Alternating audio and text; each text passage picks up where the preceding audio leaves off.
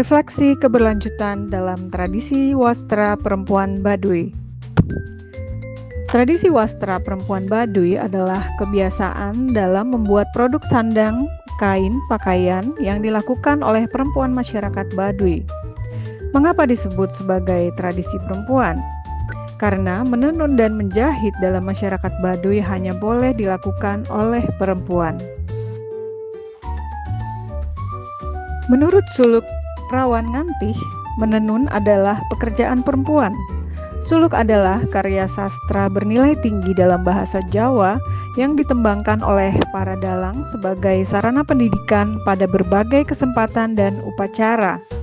Dalam suluk Perawan Ngantih, diuraikan tata cara menenun dari awal, yaitu memintal kapas yang menghasilkan benang.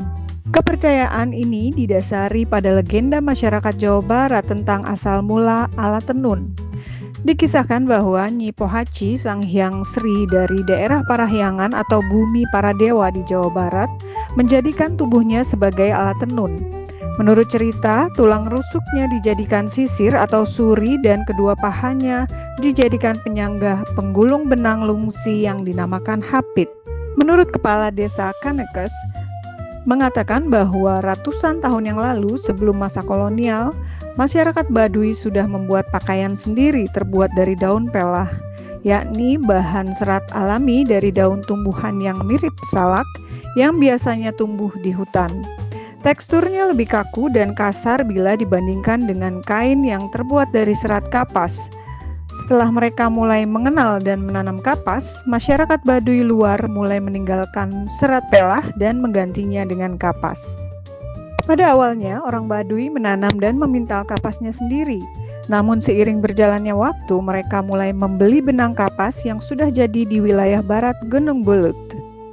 Saat masa penjajahan Belanda berlangsung, kapas dan bahan tekstil lain lebih mudah didapatkan. Beberapa pedagang tekstil dari kota akan datang ke Ciboleger untuk menjual benang dan kain batik. Dengan pertimbangan harga lebih murah dan stabilitas ketersediaannya, maka kemudian mereka memilih benang sintetis dari Majalaya, Bandung, dan Pasar Tanah Abang, Jakarta. Menenun adalah sarana bagi perempuan Baduy untuk menumbuhkan kedisiplinan, kesabaran, dan ketaatan terhadap adat istiadat. Warna dan motif memiliki makna simbolis yang mencerminkan hubungan erat masyarakat Baduy dengan alam dan agama leluhur yang menjadi keyakinan hidup mereka. Motif tenun Baduy yang sangat sederhana juga melambangkan karakteristik tradisi masyarakatnya yang bersahaja. Sesuai aturan adat, pekerjaan menenun dilakukan oleh kaum perempuan suku Baduy luar secara turun-temurun jika tidak meladang. Sedangkan perempuan Baduy dalam, mereka diwajibkan untuk menjahit pakaian untuk mereka sendiri dan juga keluarganya. Masyarakat Baduy dalam tidak diizinkan membeli pakaian jadi dari luar, sebagaimana halnya dengan perempuan Baduy luar yang sudah diperbolehkan membeli pakaian jadi di pasaran. Menenun merupakan wujud dari ketaatan yang dilakukan perempuan Baduy luar terhadap adat yang dijunjungnya. Bahkan merupakan kebanggaan bagi perempuan, karena jika pandai menenun akan meningkatkan harkatnya sebagai perempuan suku Baduy luar. Di masa lalu, kain tenun ini sebagai bahan membuat pakaian sehari-hari, tetapi saat ini kain dan selendang tenun yang mereka buat hanya digunakan untuk upacara adat dan untuk dijual guna menambah penghasilan mereka. Tradisi menenun perempuan Baduy yang terus dilestarikan dan tak boleh diubah adalah menenun menggunakan gedogan. Gedogan adalah peralatan menenun manual dari kayu yang digunakan dengan cara memangku dan menggendongnya.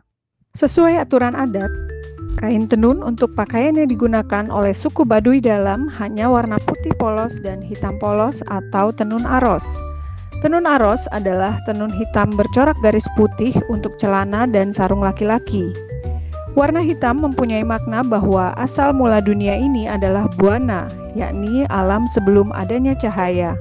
Sedangkan warna putih mempunyai makna setelah munculnya cahaya. Menurut kepercayaan leluhur mereka bahwa bila terlalu banyak warna akan membuat pikiran kabur, acak-acakan, dan mengurangi tingkat konsentrasi seseorang. Tenun aros atau biasa disebut samping aros merupakan salah satu tenun Baduy Dalam yang sampai saat ini masih digunakan dan tidak tersentuh perubahan, baik dari warna maupun motifnya. Tenun ini hanya boleh digunakan oleh kaum pria Baduy Dalam. Motif samping aros terdiri dari warna hitam dengan garis-garis putih yang tipis. Jarak dan ukuran antara garis satu dengan yang lainnya berbeda-beda setiap kain yang menandakan hierarki kaum pria Baduy Dalam. Semakin renggang jaraknya, maka semakin tinggi posisi yang didudukinya. Sedangkan aturan adat Baduy luar dalam berpakaian hanya menggunakan warna biru, hitam, dengan aplikasi corak menggunakan benang sabah warna. Tetapi tenun untuk keperluan ekonomi atau dijual, mereka boleh menggunakan berbagai macam warna. Benang sabah warna ada 6 macam, yakni hitam, biru, merah, hijau, putih, dan kuning.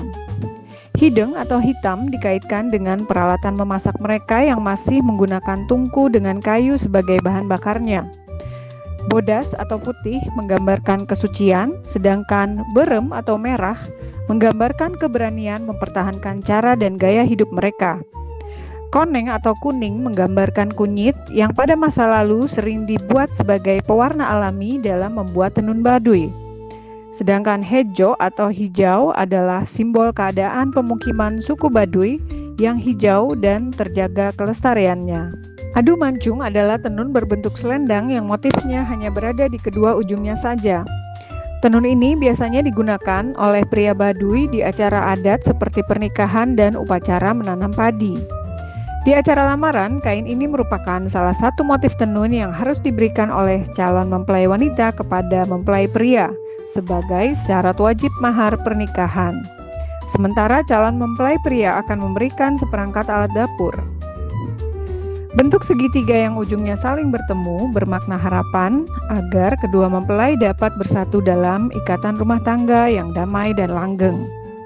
Karena tingkat kesulitannya, waktu yang diperlukan untuk membuat satu selendang adu mancung bisa mencapai 20 hari. Tenun suat songket juga banyak digunakan oleh pria Baduy luar ketika upacara adat. Ukuran lebih kecil berfungsi sebagai ikat pinggang untuk menahan kain poleng yang dipakai sebagai bawahan. Adapun ukuran yang lebih besar biasanya digunakan sebagai kain untuk menggendong bayi atau memanggul kayu bakar. Warna tenun suat songket yang digunakan untuk upacara adat biasanya hitam dan putih atau biru dongker dan putih. Karena tenun suat songket merupakan salah satu tenun yang paling banyak diminati oleh wisatawan, maka ragam hias dan warnanya pun semakin banyak. Tenun suat songket tidak memiliki makna khusus. Tenun ini hanya digunakan untuk keperluan sehari-hari.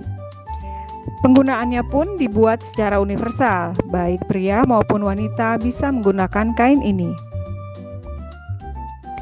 Tenun motif poleng merupakan kain yang paling sering digunakan oleh masyarakat Baduy. Tenun ini sejatinya digunakan untuk keperluan sehari-hari dan upacara adat. Namun sekarang hanya digunakan sebagai pelengkap untuk upacara adat dan sebagai pakaian jika ingin bertemu dengan puun. Warnanya cenderung gelap seperti kombinasi hitam hijau, hitam biru, dan hitam merah yang mengindikasikan fungsi dari masing-masing tenun. Tenun poleng untuk pakaian sehari-hari adalah poleng yang berwarna hitam biru, sedangkan untuk upacara kematian adalah tenun poleng hitam merah. Pola pewarisan tenun Baduy dilakukan melalui proses enkulturasi atau pembudayaan dan proses sosialisasi atau mempelajari budaya. Tradisi ini sebagai bentuk kepatuhan terhadap pikukuh atau pandangan hidup tradisi.